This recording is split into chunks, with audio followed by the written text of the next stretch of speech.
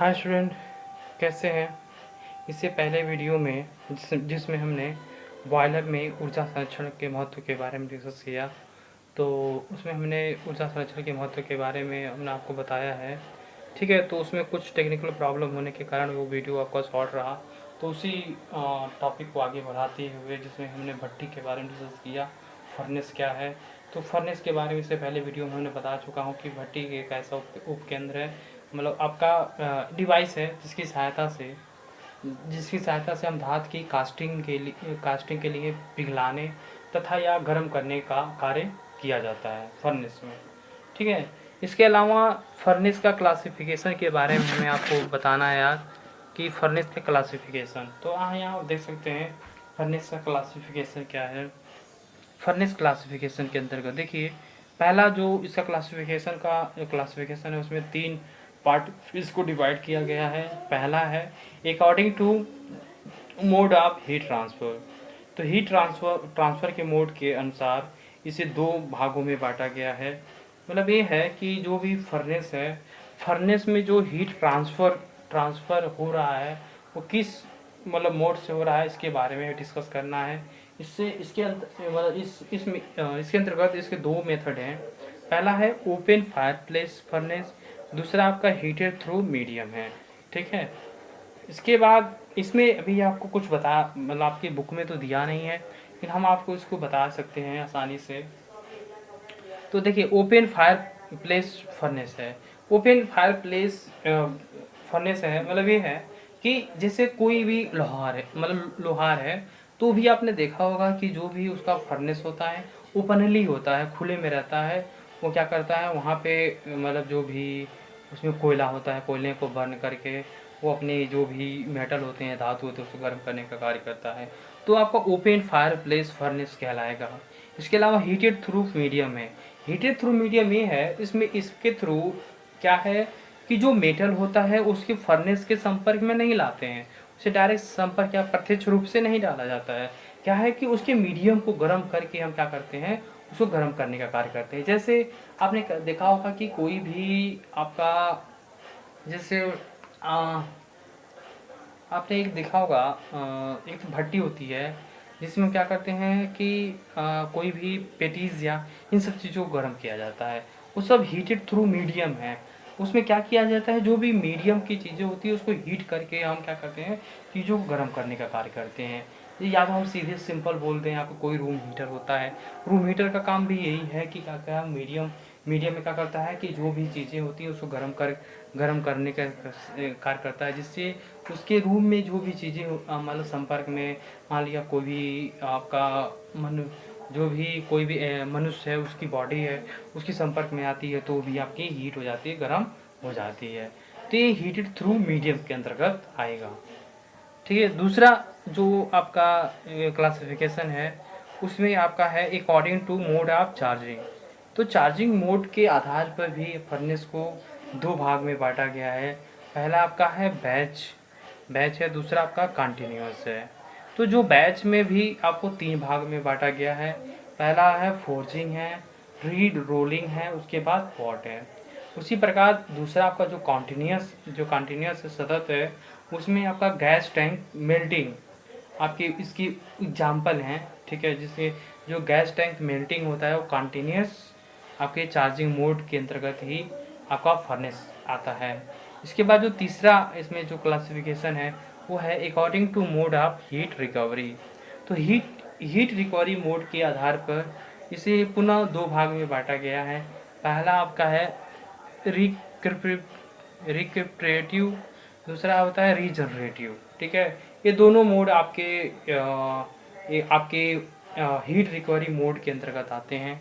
तो इस तरह से आपके फर्नेस क्लासिफिकेशन के बारे में अभी हमने डिस्कस किया, जिसके अंतर्गत हमने ये देखा कि फर्नेस को 3 भाग में डिवाइड किया गया। पहला हीट ट्रांसफ़र के आधार पर, दूसरा चार्जिंग के आधार पर, इसके अलावा उसके बाद हीट रिकवरी मोड के आधार पर। इस तरह से हमने आपके फर्नेस के बारे में डिस्कस किया। नेक्स्ट जो आपका इसमें है, जो टॉपिक है वो है आपका कैरेक्टरिस्टिक ऑफ इफ़िशिएंट फर्नेस। एक इफ़िशिएंट फर्नेस की क्या कैरेक्टरिस्टिक होनी चाहिए, इसके बारे में हमें डिस्कस करना है। तो इसको हम एक-एक करके डिस्कस करते हैं। इससे पहले कुछ चीज़ें आपको बताने योग्य चीज़ें हैं, उसके बारे में हम नहीं लिखे हैं, लेकिन पहले आपको बता दें तो उसके बाद उसमें कुछ चीज़ें लिख देंगे। जैसे पहला है, इसमें आपका कोई भी एफिशिएंट फर्नेस है उसकी पहले कैरेक्टरिस्टिक है कि जो भी फर्नेस है उसकी डिजाइनिंग इस प्रकार किया जाना चाहिए कि एक समय में जितना हो सके उतना ही किसी पदार्थ को एक समान ताप पर हीट कर सके।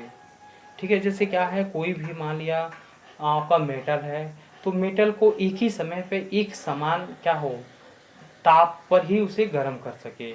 जैसे आपने कभी देखा होगा कि कुछ चीज़ें ऐसी होती हैं जिससे हमें मान लिया उसे हीटिंग करनी है, तो हीटिंग करते समय हम देखते हैं कि वहाँ पे जो भी जिसकी हीटिंग हम कर रहे हैं, तो ये होता है कि हीटिंग में वो जो भी उसका मेटल है उसका सारा भाग आपका एक समान गर्म नहीं होता है, कुछ भाग आपका गर्म होता है, कुछ भाग नहीं गर्म होता है। तो इस प्रकार की मतलब नहीं होना चाहिए। कोई भी एक एफिशिएंट फर्नेस का एक आपका कैरेक्टरिस्टिक है कि एक समय पर उसका जो भी धातु है या मेटल है उसका एक समान आपका हीटिंग होनी चाहिए, तथा इसके अलावा कम से कम ईंधन तथा मजदूरों का उपयोग भी होना चाहिए।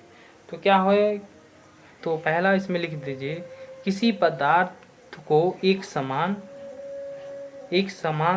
तापमान पर हीट कर सके। पहला है आपका कोई भी फर्नेस इस प्रकार डिज़ाइन किया जाना चाहिए कि किसी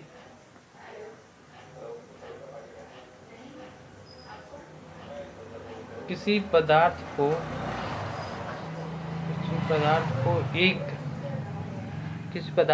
एक समान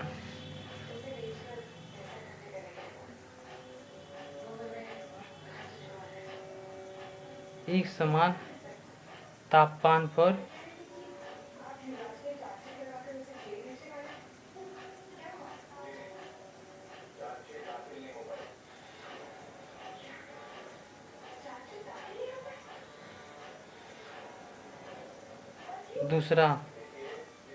दूसरा है कम से कम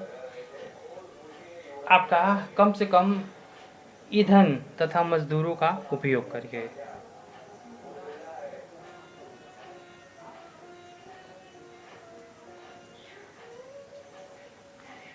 कम से कम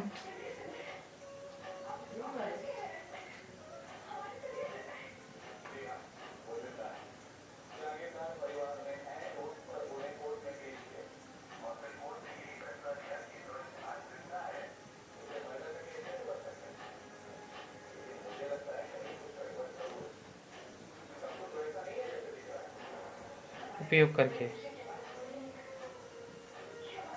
ठीक है, तो किसी भी एफिशिएंट फर्नेस की पहले कैरेक्टरिस्टिक है यही है कि आपका फर्नेस इस प्रकार होना चाहिए, किसी पदार्थ को एक समान तापमान पर हीट कर सके। इसके अलावा वो कम से कम ईंधन तथा मजदूरों का उपयोग कर सके। इसके अलावा कुछ अन्य भी मतलब आपके बातों पे निर्भर करता है किसी भी एफिशिएंट फर्नेस की कैरेक्टरिस्टिक। वो है कि पहला इसमें है किसी पदार्थ या चार्ज को कितनी ऊष्मा दी गई है इस बात पर। ठीक है, मान लिया कोई भी चार्ज है जिससे हमें हीट करना है, तो वो भी आप उसको कितनी मतलब हीट एनर्जी दी जानी चाहिए, ये आपके मतलब आपको ऊष्मा देनी चाहिए, ये मतलब बताना ये कोई भी एफिशिएंट फर्नेस की कैरेक्टरिस्टिक है। इसके अलावा स्टॉक को गर्म करने के लिए भट्टी द्वारा पर्याप्त ऊष्मा उत्पन्न हो रही है तथा ऊष्मा करे। ठीक है, ये भी आपका किसी भी एफिशिएंट फर्नेस की विशेषता है कि वो मतलब भट्टी द्वारा जो पर्याप्त ऊष्मा है उसको कितनी हीट कर रही है, ये भी आपको बता मतलब ये मतलब कंफर्म होना चाहिए, तभी वो आपका एक आइडियल एफिशिएंट फर्नेस कहलाएगा। इसके अलावा जो भी आपका मेटल के अंदर जो भी आपका स्टॉक होता है उसका तापमान एक समान होना चाहिए। एक समान तापमान पर रख कर भी हम क्या कर सकते हैं, एक एफिशिएंट फर्नेस की कैरेक्टरिस्टिक होगा। ठीक है। इसके अलावा जहाँ तक हो सके जो भी भट्टी द्वारा उत्पन्न होने वाली जो ऊष्मा हानियाँ हैं वो कम से कम होनी चाहिए। ठीक है। जो भी एक हम जो भी हीटिंग कर रहे हैं तो उसमें जो भी उसमें हानियाँ हो रही हैं वो भी आपकी कम से कम होनी चाहिए। ठीक है। तो ये सब आपके एफिशिएंट फर्नेस की कैरेक्टरिस्टिक हैं। तो ये भी आपके बुक में दिया है तो इसीलिए हम इसको नहीं लिख रहे हैं, तो वही चीज़ें आप वहाँ से नोट करके आप लिख सकते हैं। ठीक है। तो इसीलिए इसको ज़्यादा हमने नहीं लिखा है। तो इस तरह एफिशिएंट फर्नेस की कैरेक्टरिस्टिक ख़त्म हुआ। नेक्स्ट जो आपका है वो है टॉपिक है उसमें फर्नेस एनर्जी सप्लाई के बारे में डिस्कस करना है।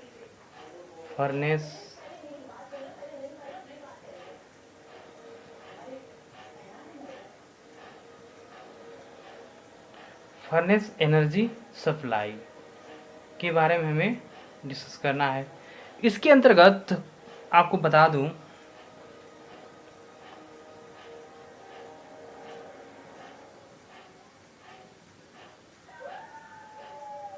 ठीक है, जैसे फर्नेस एनर्जी सप्लाई है, इसमें आपने देखा होगा जो भी फ्लू गैसेस होती हैं, तो जो फ्लू गैसेस क्या होती हैं कि प्रवाहित होने से क्या होता है कि जो भी आपका मेटल होता है वो हीट होता है, गर्म होता है। ठीक है। तो जो भी आपकी फ्लू गैसेस होती हैं वो डायरेक्ट आपके जो ईंधन ईंधन से टकराती हैं। लेकिन कुछ ऐसे भी पदार्थ होते हैं जो फ्लू गैसेस को स्वीकार नहीं करते हैं, एक्सेप्टेबल नहीं होते हैं। तो इसलिए कि कोई भी आपका फर्नेस है वो उस पे एनर्जी सप्लाई किस प्रकार दी जा रही है, तो ये भी आपकी महत्वपूर्ण चीज़ें रखती हैं। ठीक है। इसके अलावा जो भी आपका फर्नेस है वो आपका स्टील या आयरन को पिघलाने वाली आपका पिघलाने हेतु इंडक्शन या आर्क जो भी फर्नेस होती हैं उनका उपयोग करती हैं। ठीक है। जो भी नॉन फेरस फेरस जो फर्नेस में हम क्या करते हैं, जो ऑयल को हम ईंधन के रूप में प्रयोग किया जाता है। तो इस प्रकार जो फर्नेस एनर्जी सप्लाई के अंतर्गत आपने देखा कि जो भी आपकी जो नॉन फेरस जो फर्नेस होती हैं उस फर्नेस में हम जो ईंधन के रूप में तेल का प्रयोग किया जाता है, जबकि जो भी आपके स्टील तथा जो आयरन को पिघलाने हेतु आपकी इंडक्शन तथा जो भी आर्क फर्नेस जो भी आपकी फर्नेस का प्रयोग किया जाता है। ठीक है। तो आज की वीडियो में हमने फर्नेस एनर्जी सप्लाई के बारे में भी डिस्कस किया। तो इस तरह से आपके आज के वीडियो में बस इतना ही। ठीक है। तो इस तरह से हमने आज के वीडियो में हमने आपके शुरू से दोनों वीडियो को ऐड करके एक समरी बताऊं। तो आज की वीडियो हमने बॉयलर में एनर्जी कंजर्वेशन के बारे में डिस्कस किया कि हम बॉयलर में एनर्जी कंजर्वेशन कैसे कर सकते हैं। इसके अलावा फर्नेस के बारे में डिस्कस किया, फर्नेस क्या होता है। इसके अलावा क्लासिफिकेशन ऑफ फर्नेस के बारे में डिस्कस किया। ठीक है। इसके बाद में हमने नेक्स्ट का किसी एफिशिएंट फर्नेस की क्या कैरेक्टरिस्टिक होनी चाहिए इसके बारे में डिस्कस किया। इसके लास्ट मोमेंट में हमने थोड़ा बहुत फर्नेस एनर्जी सप्लाई के बारे में डिस्कस किया। ठीक है। तो आज के वीडियो में बस इतना ही। तो तो बस थैंक यू। आपके तक आप घर में रहें, सुरक्षित रहें।